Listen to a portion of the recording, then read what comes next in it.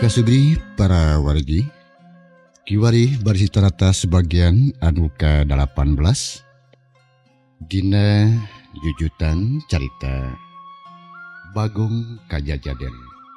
Sakumah anu parantos di taratas dina bagian ke-17 hanca pre kamari padaran Mang Didi kebegatuan ji mangsa belarkin kaayaan alam ti peuting di Gunung Asupan khususna Kabah Oban jeung si Ambu Yuyu nuju ngendong di imahna Aki Kuncen teh alunya. Kumaha atuh para pemirsa lajeng nai cerita langkung pasangna urang sami-sami Bandungan ku sayana. Kaayaan alam ti peuting di wewengkon Gunung Asupan. Alam di luar harta gandeng ku surat jangkrik jeung ciang-ciang oge cari cangkas.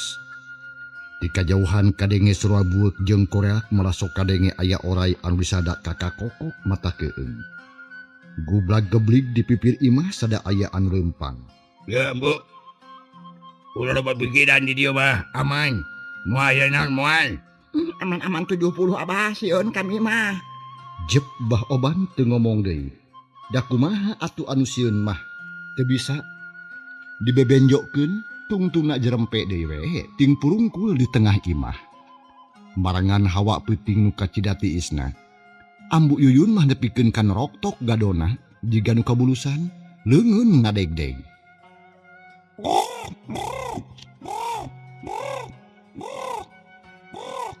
Dilandeuh sada aya nu disada gerapa kawas aya manuk kana suhunan. Tarelek aya nu teterelekan dina kenteng. Kecelik kana panyaweran. Muni atrak kadengina ku Ambu Yuyun mah. Di pipir imah sada aya anu kakak kokok jeung hos-hosan. Kadengina teh asa deukeut asa ditompokin kana ceuli Ambu Yuyun. Atuh puguh we anu sieun teh beuki sieun. Tungtungna ngoreja tudang luak dieu kawas aya nu teangan. Ambu. Reka mana deui? Sieun abah tadengekeun di luar loba nu disada. Ajukeun bae dari luar lain di jero. Aki goingkeun. Ih, teu wani abah mah. Ceuk Bah Oban terus merungkut bakat ku tiris. Ari Ambu Yuyun ngadeg-deg. Lamun teu beurang mah bakal jelas terus sidik bibirna geunteul katiisan. Leng Ambu Yuyun tengah ulang. Lamun segludeung mah mending keneh balik harita we. Da puguh hirup asa kasiksa. Cicing di imah Aki Tohari alias Aki Kuncen teh sare teu bisa. Sabab teu kuat ku rasa tiris. Palupuh teh tiis menikeun kaca mewek. Katambah ku angin anu terus-terusan ngahiliwir maloncor tina conggang carang. Marah asa tembus kana sumsum balung. Sabot ngahulang kitu gerut di kolong imah kadenge deui sora anu aneh. Malahan mah karasa aya anu ngageduk kana darurung, palupuh oyag. Atuh pugu Ambu Yuyun beuki sieun. Tungtuna ngarontok ka salakina. Abah, ambu mah teu kuat sieun. Aduhnya kumaha aduh. Ya tunuh abah mah tunuh yo. Bah Oban jengkel hatena. Pedah ngadenge si Ambu kitu teh. Tungtungna duanana ngajaran tuh we di tengah imah telemek teu nyarek. Ngaharuleng we ngemitan alam peuting. Kira-kira jam 1 peuting. Ngang kadenge aya nu jejeritan menta tulung. Kadengena sada sora-sora awewe atuh gebeg Bah Oban reuwas. Ceulina asa panas jajantung ratu tutunggulan. Hape sumeblak bae ras inget kan jadi anak nu mangkuk di lembur. Da dengekeun Ambu. Syahanya. Ceuk Bah Oban dangdak dengdek panun mureleng kana jandela. Ari Ambu Yuyun ngalenyap hatena. Manehna oge inget ka anakna anu ditinggalkeun di imah. Abah, nah basada si Nyai dadengean wungkul kitu. Ah, mustahil. Ari si Nyai onyaman. Ane kumaha kadenge nyapan jauh di Cilawu ka dieu teh. Eta mah pedah sarua awewe we meureunan. Nya meureunnan. Tapi saha eta teh atunya abah? Mata kariwang teuing jejerita tengah peuting. Ambu Yuyun beuki sieun bae. Ari Bah Oban ukur gogodeg teu ngomong deui. Abah, tulungan. Abah. Gitu anu kadenge ku Bah Oban jeung ku Ambu Yuyun. Nyatana sora awewe hawar-hawar asa deukeut tapi jauh, asa jauh tapi deukeut. Sorana angin-anginan sakapeung tarik sakapeung alon. Lenyap hate Ambu Yuyun lumenyap, jajantung beki motah meniratug kitu deui Bah Oban. Bet beki inget we ka anakna, malahan makacit tak beungitna kokolebatan ngaganggu kongkolak panon. Bah Oban ngerahu, narik napas jero, bangun anu senggah pisan. Sora awewe acan leungit, malahan maasa beuki mineng ngagerwan ka abahna. Lumangis pikawatireun ngajerit menta tulung. Atuh Ambu Yuyun teh beuki keung, tebetah aya di imah Aki Tohari. Pipikiran kumalayang kanu can puguh karuhan. Beuki melang kanu jadi anak sok sieun ku Baha Onam. Kitu deui Abah Oban, sarua inget kanu jadi anak. Lantaran beungeut Nyi Artini kokolebatan bae dina kongkolak panon Bah Oban. Teu beunang dibebenjokin. Nu akhirna Abah Oban boga pikiran goreng pok atuh harita. Ambu, Aya naon Abah? Abah mah hariwang kumaha lamun si Nyai menang kacilakaan. Mangkana di imah nyangai sosoranganan. Sok sieun diganggu ku bapana si Icah we. Apal manehna teh kacideng ngewaeun anak-anak urang. Ambu ge melang namah melang bisi kitu Abah. Tapi kumaha atuh da urang aya di dieu di tempat nu kacida jauhna cik atuh. Minta tulung ka si Aki. Sugane bisa merebong bolongan. Keun wae lah nyanda cari beurang ieu. Keun urang tanyakeunna isuk. Nya Muhammad Cahna naon anak urang teh kitu? Jep atuh jarempe deui. Masing-masing ngumbar sawanan. Hate melang kanu jadi anak tapi teu bisa majar kumaha. Sabab kiwari keur aya di tempat anu anggang anu jauh ti lembur Cilawu. Tur tak dina kaayaan alam peuting deui. Nya kapaksa dua anak nyabar-nyabar maneh nguat-nguatkeun hate jeung parasaan. Peuting eta asa panjang karasana ku Abah Oban mah. Sabab teu sare sakerjap-kerjap acan, jaba disiksa ku rasa sieun jeung kahariwang anu kacida beratna. Tapi akhirna mah peuting kaganti ku beurang, pajar ge sibar ti belah wetan. Sumirat nyaangan buana panca tengah, ngalingkupkeun jangjang peuting. Manuk saeran recet di sarada patembalan jeung pada baturna. Ngabagiakeun Batara Surya anu baris medal. Hayam jago raong kongkorongok.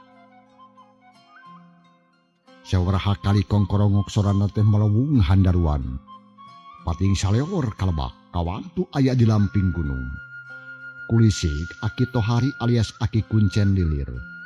Brai bunta terus hudang sarta kaluar ti kamarna. Sedengkeun Abah Oban jeung Ambu Yuyun dina mangsana berai berang teh terus we tarulun hayang nyaho kaayaan dirinya dina alam beurangna. Barang bereh diburuan eueuh tapakna naon teu aya urut-urutna acan. Padahal cek taksiran Bah Oban mah pasti di kolong teh ledug tapak bagong.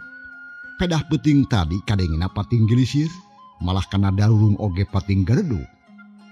Herannya Abah naon anu peuting teh atunya. Keun bae. Teu dipikiran Ambu. Da geus puguh salamet. Urang masing percaya we ka si Aki Kuncen nu ngageugeuh ieu tempat. Lamun teu mah teu aman, Aki Kuncen ge moal betaheun atuh. Nya kitu tapi ai urang kumaha narek iraha balik. Nya ayeuna nya ge balik. Tapi urang minta heula kapastian. Nya kudu kumaha ari geus kieu bisi aya naon, urang tanyakeun heula. Kasaha? Ka si Aki. Duh atuh we ya mumpung icu keneh. Teh lanyan. Si Aki na ge keur kacai heula. Kaayaan alam isuk-isuk di pagunungan. Hawa tiis menikeun kanyecep awun-awun ngalamuk nyungan gunung. Hasipna bodas mayakpak nutupan jungkrang cai ibun ngagarenang natungtung daun. Ari jujukutan baraseuh ku cai remis janari. Angin kerlalar isuk mah. Atuh asa ayem tentrem sepi jempling rehe comrek. Ari breh kalebak batu. Muli taringun.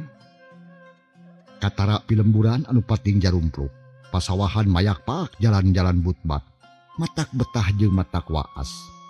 Ninggal kaendahan alam anu tanpa tanding. Nya nu akhirna barasat sang Batara Surya nyaangan buana. Manuk-manuk beuki recet ngabagiakeun. Pating aracelog ngadahan kai ngendagendang daunan murageun cai ibun. Jegoh aki tohari batuk. Kontoyong katepas gek diuk atu gancang bah oban jeung Ambu Yuyun ngadepitan. Dahayang buru-buru amitan geus teu betah cicing jadinya teh. Kumaha penting tadi bisa sarare atau henteu Abah? Aduh, ampun Ki. Jajah monok adu jejekiat ku tiris. Cek bah oban terang-terangan da memang heueuh gitu kanyataanana. Wayahnya batur makomo di makam hees teh. Abah mah untung kaiuhan keneh ku kenten. Teu kahujanan ku cai ibun. Mohon Ki, duh. Untung kene abdi mah. Nanging punten abdi teh moal teh salami dumeuheuseun. Jamayang kapun anak nu dikantunkeun sosorangan di lemur. Jago kitunya abdi teh bade terang-terangan hoyong enggawang suruh ka lemur nanging siaja-ajana teh hoyong terang heula nya kumaha salajengna ieu teh sun. Bade kumaha caranya nyumpona niat abdi sun. Ai si Abah mesti sabar. Tapi teu nyaon heug ku aki deuk diterangkeun kieu carana teh. Aki deuk ngajukeun permohonan ka Karesana Prabu Ulung-ulung. Sangkan anak buahna datang ka lembur Cilawu. Heuh ngaleket teh kulawarga Bapak si Icah teh. Bae ku Abah Bandungan kumaha engke jadinya. Aki ge can bisa nangtukeun gubantung kana pangarsa jeung Prabu. Oh gitu. Nya kitu. Nuhun adu gitu mah Ki. Jayana abdi teh sun bade naroskeun sarupi deui. Margi wengi tadi nguping sora-sora nu matak sumeblak hate.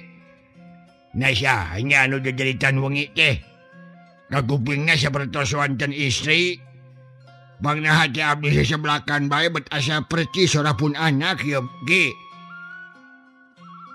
Cek bah oban. Nanyakeun anu peuting kajadian. Nya kemate nyaho Abah. Duga ting naon eta mah keun bae lah ulah jadi pikiran. Jama matakna nyaon gogoda eta mah. Nya nuhun kitu mah Ki. Aduina abdi permio si jawang susun. Beral atuh ai geus teu betah mah. Tuluykeun usaha sing jongjon Abah. Tuh. Ngan kade sing apih jeung cariting sing waspada jeung toeksa. Jiga ke didoakeun sing salamet. Aduh, nuhun atuh Ki. Nya sanggeus amitan mabra bah oban jeung Ambu Yuyun arin ditinggalkeun aki tohari. Hatena rada teger meusan. Lantaran percaya yen omongan aki tohari moal nyalahan. Tujuan anak bakal hasil sarta anak nak teu kunaon. Atuh terus we duana leumpang kalayan tenang. Ngajugjug ka lembur Cilawu bari jeung mawa harapan anu gede yen usahana tinangtu bakal tenang ayeuna mah. Sabab nu jadi bibit berowit geus dipasahkeun ka kitu hari. Kasugri para wargi, can urang tunda Aki Kuncen alias Aki Tohari nu mangkuk di Gunung Asipan. Tenden sakedeung tunda sekedap tangtu kaharip kasampeun di ayeuna. Urang Bandungan nalampahan bah oban jeung Ambu Yuyun anu sejamurang ka lembur Cilawu.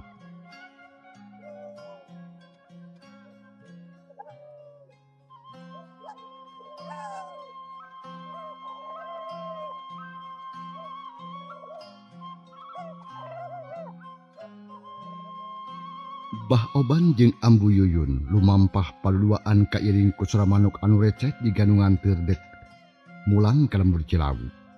Malahan mah imahna pangsisina geus tembong suhuranana. Sora hayam jeung sato sejen anu geus sarada menireang. Domba-domba pating barele.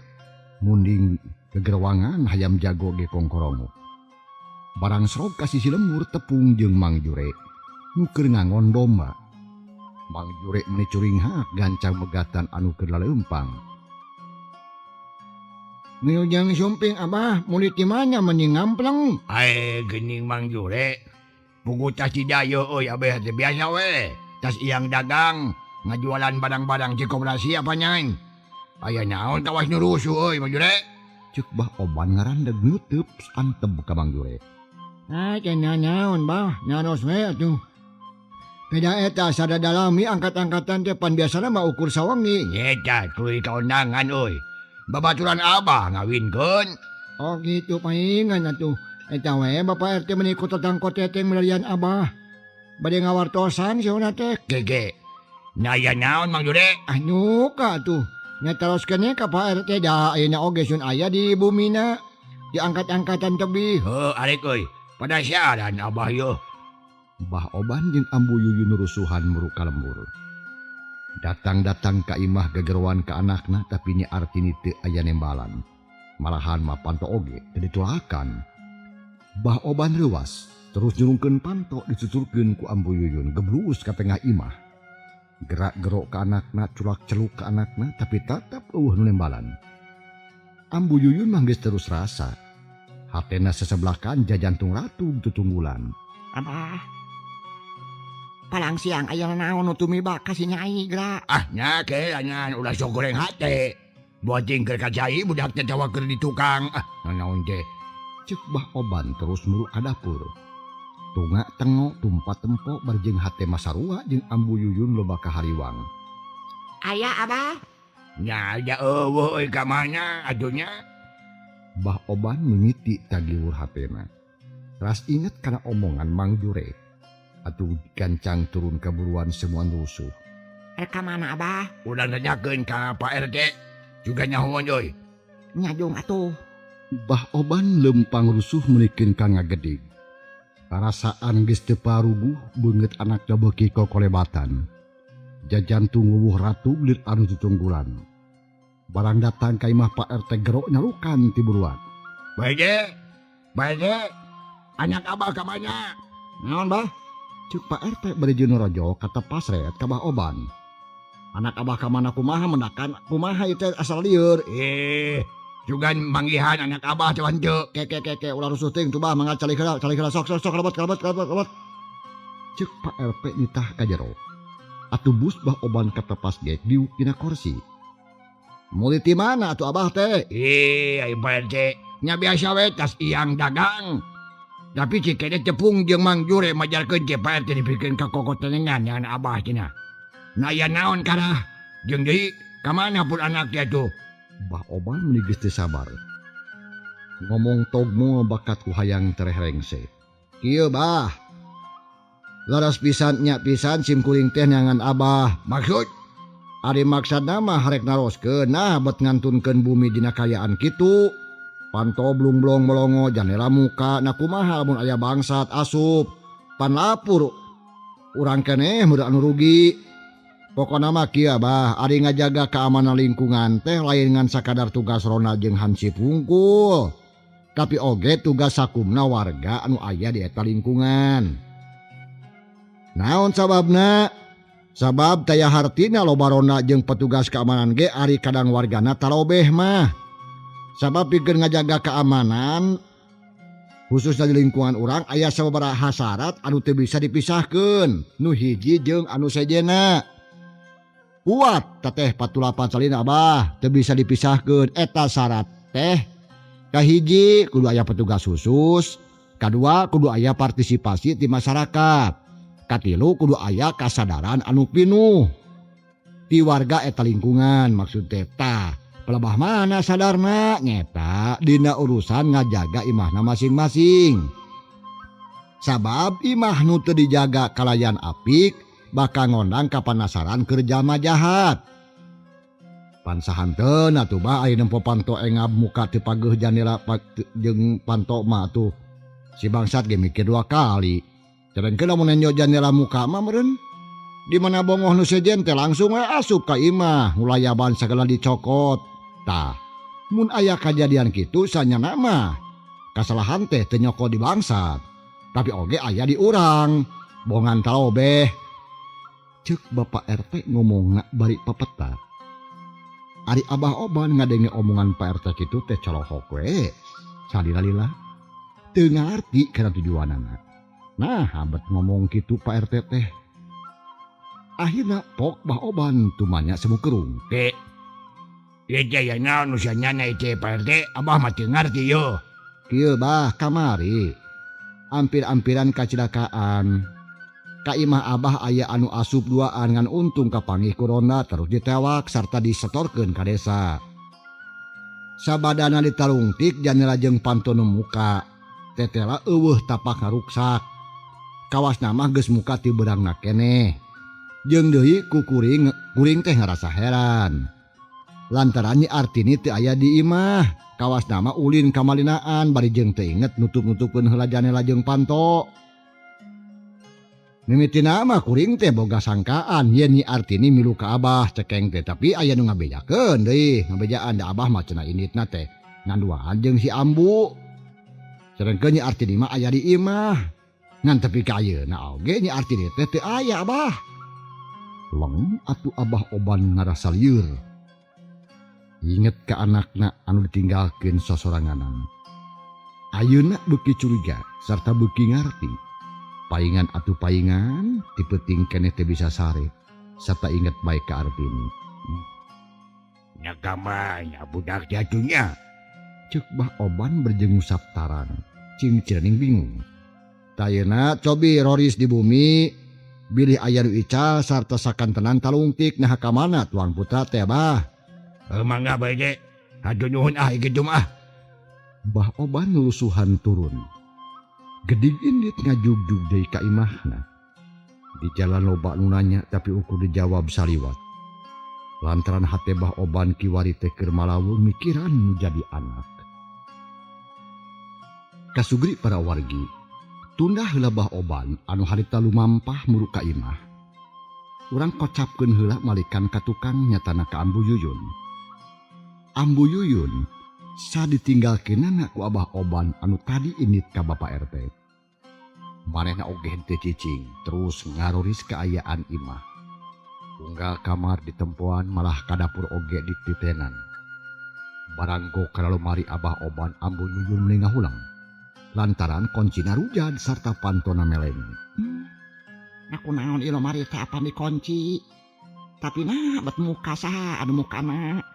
Pokna Ambu Yuyun berjeng terus dibuka dielikan jerokna tetela. Pakaian teh aut-autan tapak ngubrak ngabrik. Sajongjongan mah Ambu Yuyun teh ngahulang. Mikiran eta kajadian. Tapi teu kapikir da puguh hatena kawur. Tungtuna mah koloyong katepas. Maksudna mah deuk nyusul ka salakina nyatana Bah Oban anu indit nu ka imah RT. Barang Ambu Yuyun ngewerkeun samping rek make senal. Malah arek jut pisan kana gorodo geus breh katenjo Bah Oban meunikeun ka ngagedig leumpang gancang muru ka imahna. Datang-datang teh kalacat unggah pok harita. Ayah, tidak kamu imah urang kungsi kasupan bangsa cenah euy duh. Hadenya bangsa teh beunang korona ngan si Nyai yo. Bah Oban teh kebat ngomongna jiga anu bingung. Kunaon si Nyai Abah? Beuti kamari leungit cenah. Leungit. Leketai awak Ambu Yuyun lelis. Brak diuk ditepas. Beungit sepak panon ngarencong. Ari ngiceup curucur cipanon ngalembereh mapai pipi. Sedih airaskuna sib nu jadi anak. Sok sieun pinanggih jeung balai. Beuti pariksa badang, naon nu leungit? Lemari Abah. Tembak Ambu Yuyun teu kebat ngomongna teh. Sabab ci corona nyelak manten ku picerikeun. Bah Oban lawas pok harita. Naon? Baru lemari Abah anu leungit.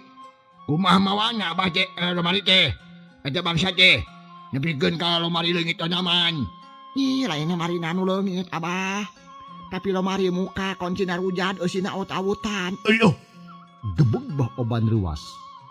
Lantaran manehna inget baju hikmat pamere ti Prabu Ulung-ulung teh ditundana di lemari. Malahan mah memeh indit teges omat-omatan ke anaknya. Sangkan poma ulah kumawani muka eta lemari. Tapi ayeuna ngadenge beja kitu, atuh puguh he luas nu teu aya papadana. Bah Oban gancang muruk ka jero imah nyampeurkeun ka lemari. Ari breh Bah Oban meuli ngahulang. Beungeut sapa sukuna leuleus, berak deku napas ngahegah anu dipupul bayu. Ayo geuning lemari teh geus muka. Bagean awut-awutan jung. Nyaku saha ieu teh atuh si Artini kitu atawa badong. Ceuk Bah Oban beri ngeleper. Terus maksakeun deui nangtung nepikeun ka muntang kan bak kungsi. Bah Oban harita terus mukaan tumpukan pakaian. Di singkaban imutna keranan.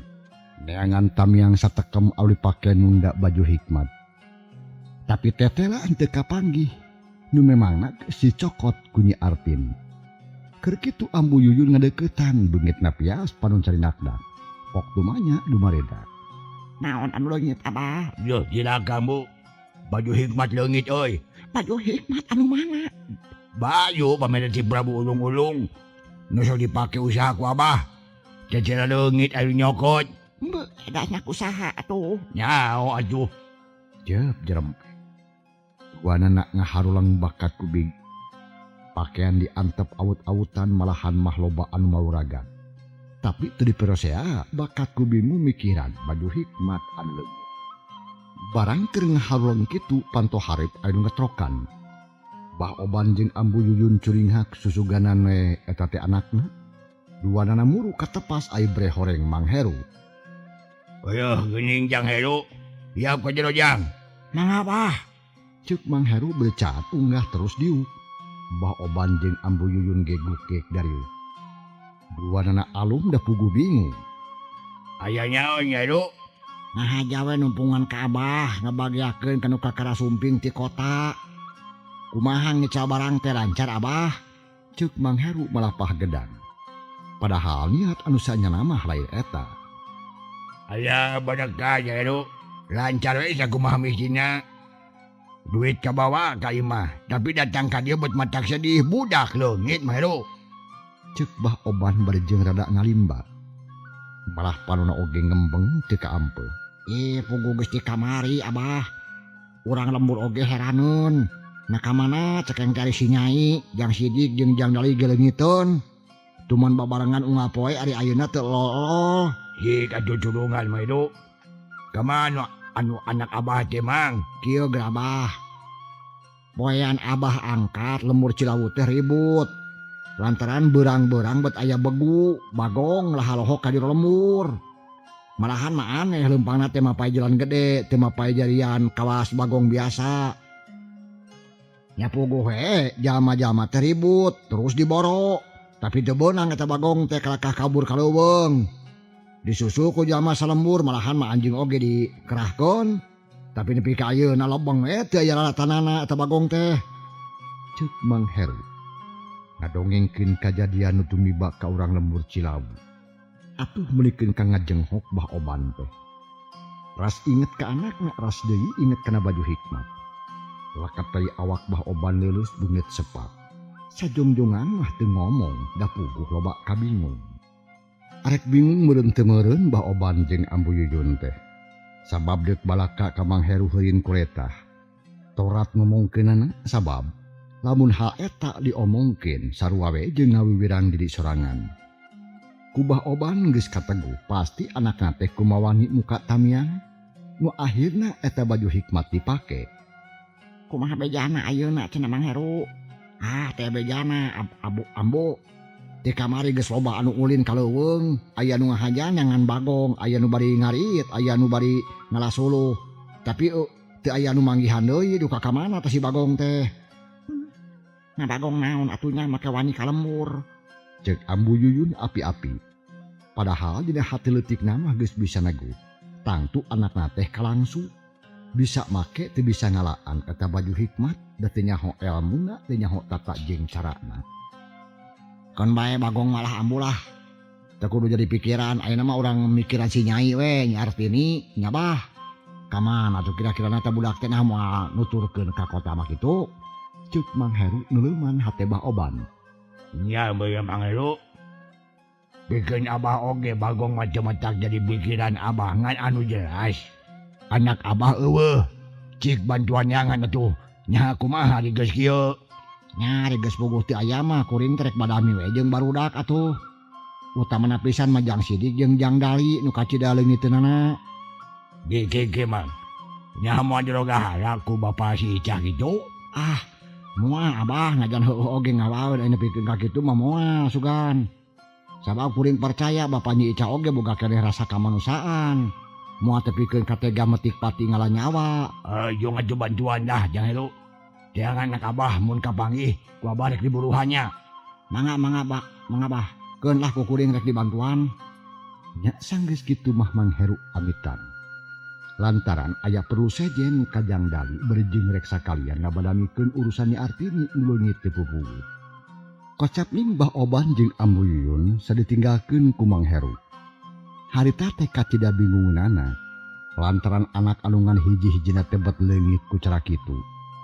Tantu metak susah neanganana metak bingung mikiranana. Dua anak haurlang ditepas menang sajongjongan mah eueuh anu ngomong. Masing-masing ngumbara sawangan nganteur kakeueung ngagugulung kabingung kasiksa rasa susah. Sanggeus rada lila waktu cukup mangsa dekapan. Cag ieu carita orang Tunda insyaallah enjing mandi di baris narata sebagian anu ka-18 dina mangsa tur acara anu sarua. Atur nuhun kumarupi perhatos saujing kantun kasadeana. Wassalamualaikum warahmatullahi wabarakatuh.